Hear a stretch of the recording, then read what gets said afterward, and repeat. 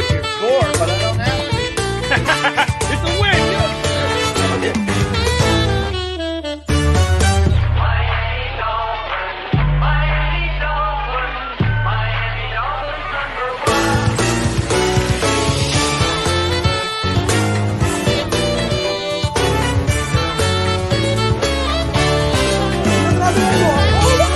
And we won it.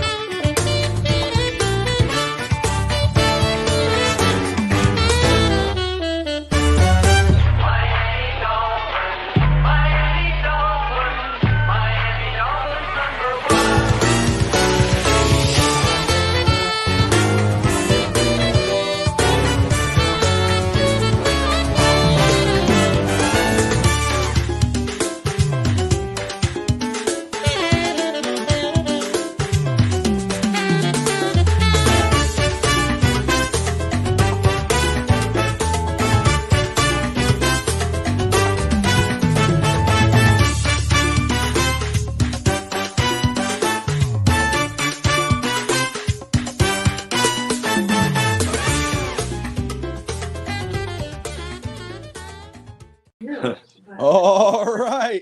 Welcome to a new episode of Fids Talk. Today, I'm your host, Bobby Fids Talk, with the one and only Fish Tank Hank. Hank, how the hell are you? I'm doing great. How's it going, man? Doing all right, brother. Doing all right. You excited about tomorrow night? News? What's the good news? The good news is my homeboy from Oregon flew in today, and he's going with me to the Sunday night game. Now, let me give you the bad news. Yeah. He's a Steelers fan. But, you know, I don't like chop him down because he's a Steelers fan. He just is, you know. My dad was a Steelers fan. Hey. So I have to accept that my homeboy's a Steelers fan. I got you. We're going to homeboy it up and go party it hard tomorrow night. Well, there you go. We're going to have an awesome time, trust me. I believe you, especially with you. Cap for life, Evan, Steve, everybody. Thank you all for tuning in, man. You're watching Fids Talk today on the Fids Talk Sports Network. Like, subscribe, fins up. So Hank has his buddy, Pittsburgh Steelers fan. Dolphins go against the Steelers tomorrow night, Sunday Night Football. Going to be a big game for Miami, who've dropped 3 straight.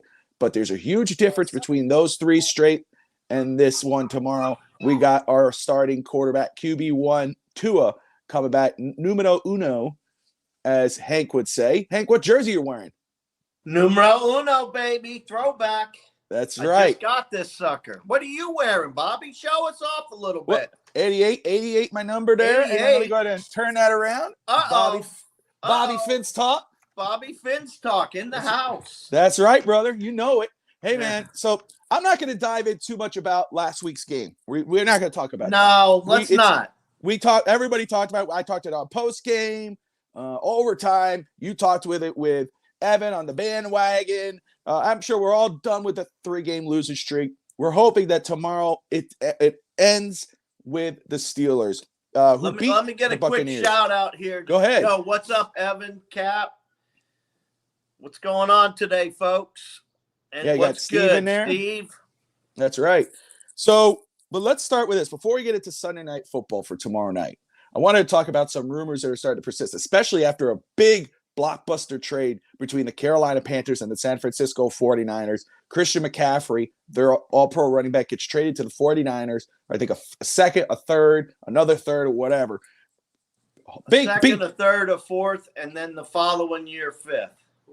Yeah, so huge trade, and the 49ers get better. That impacts Miami. How? Miami has the 49ers first-round pick. So that's a big trade. Ender, what's up, man? Thank you for tuning in, brother. Ender. Realtor. Realtor. Good to see you. Why? I would like to have their right tackle. I wouldn't have. Well, that's what we're going to talk about right now.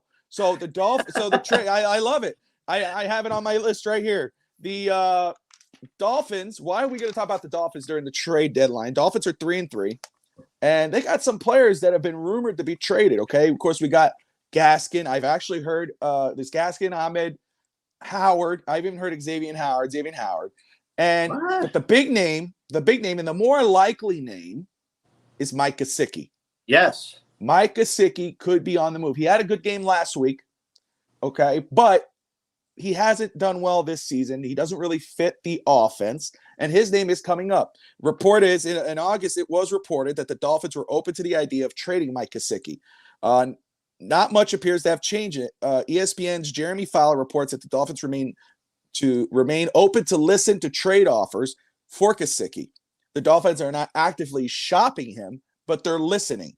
So players rumored to be available via trade right now, especially the names that I look at and I go, man, this would be a good fit for Miami because it addressed needs. You have Brian Burns, defensive end out of Carolina, who's that dude is a elite defensive an edge rusher. Beast.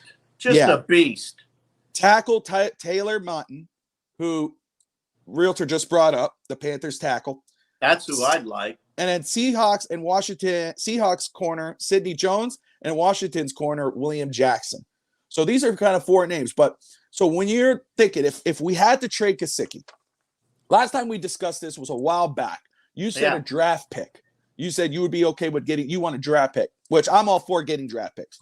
However, Dolphins are 3-3 in an East that is not as strong as we thought it was going to, an AFC conference. Oh, yeah. Which Evan has brought up. It's not as strong. We thought the AFC West was going to be a juggernaut with the Raiders, with the Broncos and the Chiefs. They're not. The Dolphins are really, even though they've dropped 3 games, they're still right in it. Tua's coming back. Health seems to be coming back for Miami. Is it still a draft pick for you? Would you still take a draft pick? Or would you rather go for one of these type of players? Is there another player that I did not mention? You go, man, we should go after that guy. Well, fins up, hammer time. Yo, you know what we're not going to do? We're probably not going to get somebody that's healthy because Greer never gets anybody that's healthy. That's to start with, okay? It's a good point. Do I want that or a draft pick? Somebody that's unhealthy that will play maybe half the games, or do I want a draft pick? I want a draft pick without Greer picking them. That's what I want. I want a draft pick without Greer. Can you make that happen, Bobby? Yeah, I want it to happen. Yeah, you're gonna get me going. I try to be. I talk about positive. I try to be positive on this show. You're trying to be positive. I leave the angry stuff after the game when I want to fire Greer. Which you know me. You've been with me for almost. This is our second year doing Fitz Talk today. Yeah. You know that I've called for Greer to be fired since last year, and and he's still here. And I don't like wishing anybody to be fired, but. Yeah, I wouldn't want him making that draft pick either, even though I know people go, oh, what about Javon Holland? What about Jalen Phillips? What about whatever? Sometimes you're going to find a needle in a haystack. But when it's second, third, fourth, fifth, sixth, seventh round, that's usually the scouting department. What about those first rounders? Noah, who actually did really well last week. He did good. Okay. But that's because he was wearing all that bright orange. I'm sitting right. Jackson, Austin Jackson. And Tua, this jury's still 3 years of Tua. Jury's out. He's looked good in the time he's played. He's been consistent this year, but injuries have been an issue with him. Every year he's been out. So when the draft pick every counts, year the offensive line has been an issue too. So exactly. What's your point? Remember, all 3 quarterbacks were out. So I get enough of the bashing on Tua about the fact that he's hurt, but all 3 quarterbacks were hurt because of the offensive line. I don't want to just glaze over that. First of all. Everybody could agree, most people agree, especially who's been paying attention, that the injury to Tua, the big hits, have been because he's been holding the ball too long. Offensive line is horrible, but he has an issue, and he's even admitted to that, holding the ball too long. What no one could disagree with is that he didn't have the offensive line of Miami and Alabama. He had the Alabama offensive line, and he still got hurt. He gets hurt. He's been getting hurt every year. So that's not an argument. That's just a fact. No. Okay? So the fact that he gets hurt is one thing, but to say that drafted him. Oh, he's hurt because it's Tua. No. He's hurt because of that offensive line sucking so bad. Yeah, he held the ball a couple times too long. I give you that. I'm not going to disagree with you on that. I totally agree. But at the same time, you have to look at the total body of work. And the total body of work says the offensive line sucks. Total body of work of Tua is injury every year. Every year. Alabama, first year Miami, second year Miami, third year Miami. Well, it's just what it is. And I know that, on a side note, he's number 1 in the NFL for 10-yard plus passes too. So it's great. Means he couldn't pass, and I heard that enough too. So that was the other argument. Now he's number one. He's number one. He's number one playing 3 weeks. It's amazing. So right. So I agree with you though, with that being one of the reasons right there. And that's where we fall in the disagreement though. But that's another thing is you drafted an injury a quarterback who gets hurt every year. You can't fix, your quarterback gets hurt easily. You can't get an offensive line together. You get a bad coach to coach him. It's just all that stuff falls on Greer. So I'm agreeing with you. You got us on Greer. I'd fire Greer. I'd fire Greer. If you're watching, if you're really watching people, if you really watch his games, he has been forcing the ball downfield. Cap for life. That was Steve. 4 interceptions in 4 consecutive games. Doesn't matter who the quarterback is. Turnover and penalties are killing. Can't blame the line forever. We got to score more than 17 points a game on Sunday. Yeah. That's absolutely right. Absolutely. And Tua, I think, is scoring about 24 or 29. I don't remember exactly what it was, but it was between 24 and 29 points a game. That's what he's scoring. This season? This season. I don't know about this season. Maybe if you average it out. Trust me. Why would I lie? I'm not saying you're lying. Maybe you're just mistaken. You may be mistaken. Between 24 and 29. Trust me. Realistic. I think it's closer to 29. There's realistic, and then there's Hank. Don't make me go there. Don't make me go there. Even a blind squirrel gets a nut sometimes. Okay. Yeah, the game in Baltimore. Yeah, the fourth quarter. But oh god, we're getting into something that wasn't on the outline, guys. We just started talking to him. We're gonna say good things about Tua, and Hank did it. Hank's a pain. All right, so what's all up right. next, Bobby? So, what do you got? So all right, so you rather go draft pick, but you don't trust Greer to make the draft pick. So for me, whoever we can get at what this did you point. just? But at the same point, you were talking about Tua. You said about the injuries and what, but why is he getting injured? You said offensive line. So if Miami makes a trade and they're going to trade Mike Gesicki, who is a very good receiving tight end. He's not a good blocking tight end. He's more of a receiver. I wouldn't trade him because I don't think you should get rid of weapons. I would put him at receiver. Not a good tight end for Miami then. Yeah, but if I have to trade him, I'd go for a tackle. Go for the right tackle. Go for a starting center and then put Connor Williams at left guard. That's something I would do. I love Brian Burns. If you get Brian Burns, I'm down. But I want an offensive lineman. You got to protect the quarterback. Yeah, okay? I don't care if it's tackle, guard. Change needs to come. Change needs to come.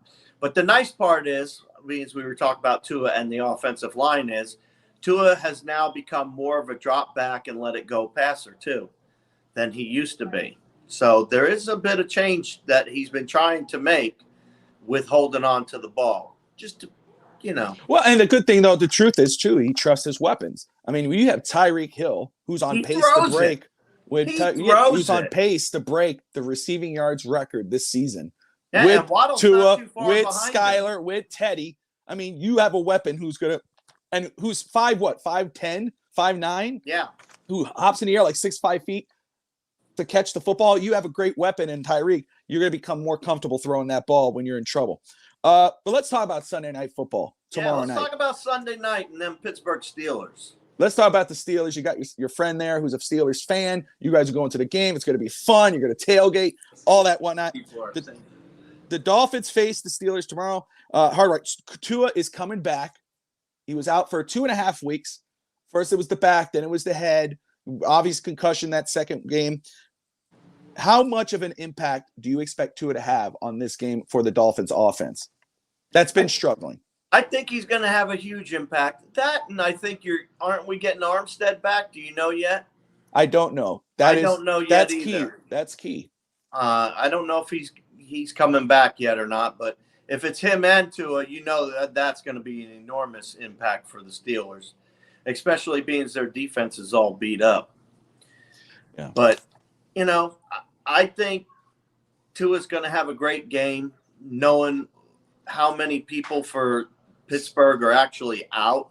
And then you have Kenny Pickett coming in, and that's who he's going up against. I really like Kenny Pickett coming out of college. You do? I remember that. You brought that up a lot. I like the kid. I know he's thrown some interceptions, but he's a rookie. He has more upside than Trubisky does. So the fact that he's back for the Steelers, that's a positive for them, in my opinion.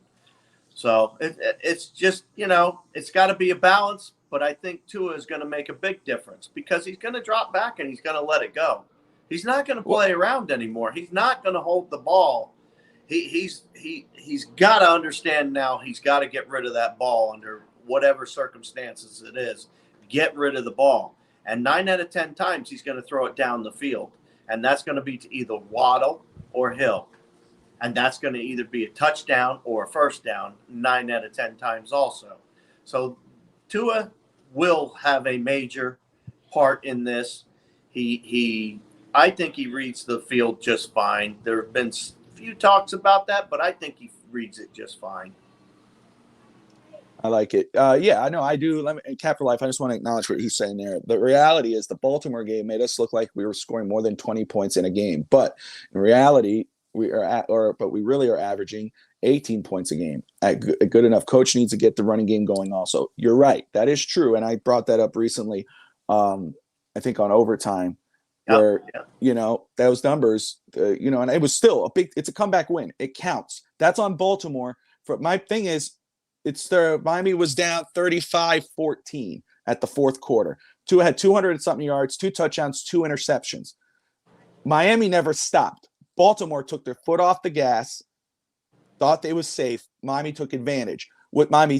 So it was, you could say, people are saying garbage points, you could say that, but in the end, the points mattered when it counted because Miami got the touchdown to Jalen Waddle. So yes, you're right though. If you take that fourth quarter out, Miami's averaging around 22 points a game, which is not going to cut it. The offensive guru in McDaniel, as he was promoted to be, needs to get this offense going, especially the running game, which showed up 2 weeks ago, 100 yards for Raheem Mostert, but it has to be consistent. Yeah, well, don't worry because our kicker likes to kick in the dark, so he'll be kicking Sunday night, so that's a plus for us, right? Yeah. Well, and the other, yeah, I know. The you're getting me going on the kicker. But yeah, no, I think Tua's obviously going to provide a spark. That's going to be a huge impact for Miami. It's going to get Jalen Waddle's been struggling since Tua's been gone. McDaniel's been struggling play calling. It's just been kind of a weird step for Miami. I don't believe that he built his playbook around Tua. I think McDaniel's smart enough to coach with any quarterback in the system. But I do believe that Miami's offense has taken a step back just because the team is behind Tua. They want to see Tua be successful. When he goes down in that scary situation, the offense is going to take a step back. So I do believe it's going to provide a spark for Miami. So one thing I do want to bring up, the Dolphins defense has not been great this season. It has been struggling. We've been, Josh Boyer, there's been the cover. Is it Boyer? Was it Flores? Was it Gerald Alexander? They weren't that. But last week, despite the loss, they showed flashes of being that defense that we saw in that 7-game win streak last year, which was almost elite. They did really well until the end, obviously. They go against a Steelers team that's 29th ranked total offense, 29th total defense. With Tua coming back, he has Tyreek, he has Waddle. We saw what he did in Baltimore, whether you think it's garbage points or not. And then you saw what the Dolphins defense did, where they showed some flashes. Let me ask you this. Do you expect Miami to make this a statement game and then smash the Pittsburgh Steelers?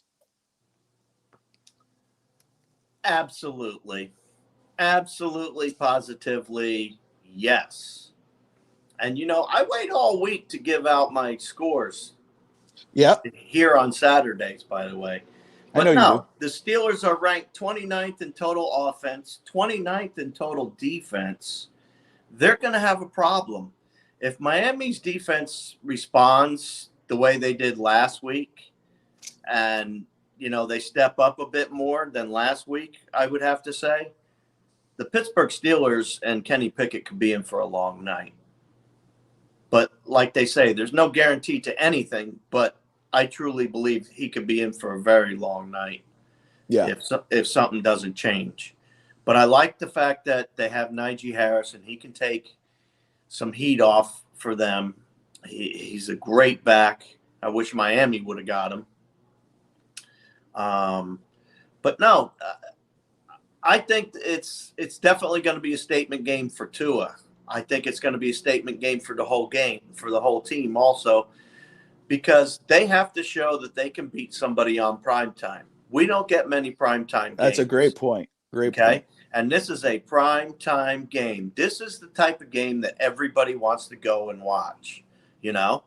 And I'm one of the lucky few that's going to get to go watch it with my neighbor from Oregon. So we're going to have a great time. And, of course, we'll probably have a little bit of libations and, you know, all that kind of, you know, maybe a dab here or something like that, you know? You know me, I don't drink, so you know what I'll be doing. I got you, brother. Hey, Ralph's Room, thank you for tuning in. Steve says, on paper, Miami beat the Steelers, no problem. Absolutely right. And I think that's the point Hank's making, and I think that's the point I'm bringing up here. 29th total offense, 29th total defense. They've been struggling. They got a rookie back there. He's a rookie quarterback. You got to let him grow, but he's been throwing interceptions. Miami's defense should have no issue rattling this guy and causing turnovers. They shouldn't. I will, Ralph. On paper. But I will say this is something I brought up before the show. Even though they're 29th ranked total defense, they have 10 total turnovers. That means 10 total takeaways. Yeah. 8 interceptions, 2 forced fumbles. What's up, Mike, the Hebrew Hammer? Good to see you, brother. Mm-hmm. The Pittsburgh Steelers defense, okay? Even though they're 29th ranked total defense, they have 10 total turnovers, takeaways. 8 interceptions, 2 fumbles, compared to Miami's 4. 1 interception, 3 forced fumbles. That number needs to turn over. Miami needs to have at least an interception or 2 this game and a fumble. The Dolphins need to take advantage of this defense. I mean, the Dolphins defense needs to take advantage of that offense. And Miami needs to protect the damn football. And we're hoping that if Armstead is not playing, and I hope he is, or whether he is or not, they need to protect Tua as best they can. Don't let him get hit hard, and hopefully he doesn't have to force a pass and cause a turnover, because Pittsburgh's defense will take advantage. Steve brought it up. On paper, Miami should take care of Pittsburgh, no problem. Miami should get a big win, back to 4-3, get the 4-3, a win for them. Should be. But Miami can't sleep on Pittsburgh's defense with the turnovers. Sorry, Cap, but, you know. What did Cap say? He said no mercy. He said, Representative Hank, no mercy to those Steelers fans. Sorry, buddy, but, you know, my homeboy from Oregon's here, and he's a Steelers fan. I can't rag on him too much. You know what I mean? No, he's visiting. You got to be nice a little bit. Yeah, I will say, Lance. I got to be nice. He's my homeboy anyway. Yeah, Lance, I got to tell you, brother, I'm the same way. I am. Every time Tua gets hit now, I'm going to be going, get a little bit nervous, a little bit. You know, so yeah, we got. I'm afraid of our. You're not the only one. Everybody's gonna be on edge. Good morning, John. Good What's to see up, you, man. John? So again, I'm sorry, guys. You're watching Finstock today on the Finstock Sports Network. Smash that like and subscribe button. You got Fish Tank Hank and Bobby Finstock here talking Dolphins, Steelers, and we were talking about trade rumors earlier in the show. Tua misses one more game, he won't be a Dolphin. So let's move on. Yeah. All right. Keys to victory. Hankster. Keys to a Miami Dolphins victory. I know you got your neighbor there, but you got to break some hearts, I hope. Yeah, I'm gonna have to break his heart. I hate to do this in front of them. For Miami to secure a victory against the Pittsburgh Steelers, what are your 3 keys, my friend? My 3 keys to victory over the Pittsburgh Steelers is pass rush. Pass rush, pass rush. That's number 1. We've got to get a pass rush. We haven't put enough pressure on quarterbacks. He's a young rookie quarterback. You need to get some pressure, and the secondary needs to hold and not give up these long plays. Okay, that's first of all. Second of all, Miami's going to have to stop the run with Najee Harris in there. If they don't stop the run early, Miami could be in trouble because Miami has consistently had issues with stopping the run. So stopping the run is the second one. The third key to victory is Tua Tagovailoa. He has got to stay healthy. I don't care who it is back there. Whoever it is has got to stay healthy And that starts with the offensive line. The offensive line has got to come together. That's my third. The offensive line needs to play like a team. They're not playing like a team. They're getting bowled over. They need to do something. And like you said, Boyer's not showing up on the defensive side, but the players can. Okay? The players are being taught what to do, how to do it. And we had some pieces missing. I don't know that we're missing all that many pieces. So I see a lot of positive things. I could give you probably 4, but those are my 3. Got you, sir. Cap for life. We did talk trade at the beginning on the top of the show about Gesicki possibly being moved and what he'd be moved for. Another movable piece, is Myles Gaskin. He might be moved. Cedric Wilson, who we signed this offseason, who hasn't been a real piece in this offense. I have seen even Howard's name been thrown out there. So there are some people, but really I would think Gaskin, if it's not Gesicki, and I like Gaskin. I think Gaskin fits in this offense, but maybe Ahmed, Savin Ahmed. So those type of guys. So we'll see. But for me, my 3 keys to the game is protect the quarterback. 3 weeks, 3 quarterbacks have gone down for Miami. Okay. It was a rotating door. It's just, you got to protect the quarterback. And the Skylar injury last week could be blamed on him holding the ball too long. Gesicki missed a block. Skylar smashed his hand on somebody's helmet. He held the ball a little too long. But you have to protect your quarterback. He has to stay upright if you want a chance to win the game, especially when it's your QB1. We talk about the history. We talk about all that. If you know the history, which Greer knew when he drafted him, you have to do your best to protect your quarterback 1 if you really want to have a chance this season. You got to rattle Kenny Pickett. He's starting. He's a rookie. He's throwing picks. He's been rattled. This is Miami's chance. Akpa, Jalen Phillips, Christian Wilkins. They have to take advantage of this and rattle the rookie quarterback. Force him to make mistakes. Force takeaways.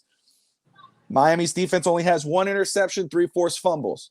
I want to see another fumble, and I want to see 2 interceptions in this game. Howard, Igbo. Hank said Igbo will get an interception this year. I want 1. It happens tomorrow night. You got to dominate. Miami has not played all 3 phases of the game. They either had with the Baltimore game, they came all the way back with the offense. The other games, they won it with defense. They have not won on all 3 phases. I want offense, defense, special teams. This is the game to do it. When you're facing the 29th ranked best offense and defense, all 3 phases, offense, defense, and controlling the clock. Hank, want you to put your Miss Cleo hat on. You got a graphic for me? I can put a graphic up. Give me a second here. Let me see if it's going to work. There we go. There we go. Miss Cleo hat. All right. Now I feel better. Let me get this on right. All right. What's your question? All right. Who wins tomorrow? Why? Who wins tomorrow? I got to think about this for a second now. Oh, damn. Because I don't want to make any quick to judge. I don't want to quick to. Of course, Miami's going to win tomorrow night. It's Sunday Night Football. The Steelers are coming into town. It's going to blow up. It's going to be show-off time. I'm going to be able to pump my chest at my neighbor and tell him, I told you, Miami's the best. Miami's going to win it. 37-27. Oh, dang. Okay. All right. About 10 points over. That's a high-scoring game. I think it might be a little closer than that. Let me go ahead and put mine on, since I was right. I have Miami. Things will be a closer game. The offense has not shown that they have done it where they could score that game against Baltimore. They had to. Baltimore scored right ahead. Miami had to come back. And Miami did, which is great. Comeback win. But Miami, when leading or when trying to, they haven't gone past that 30 points. I think it sticks to that because I don't think they have to do that much to beat Pittsburgh. But I do have Miami winning with Tua's game back. Tua throws 2 touchdowns. I have it 23-10, Miami over Pittsburgh tomorrow night. And Tua finishes the game. Tua finishes the game. What was that score? 23-10. All right.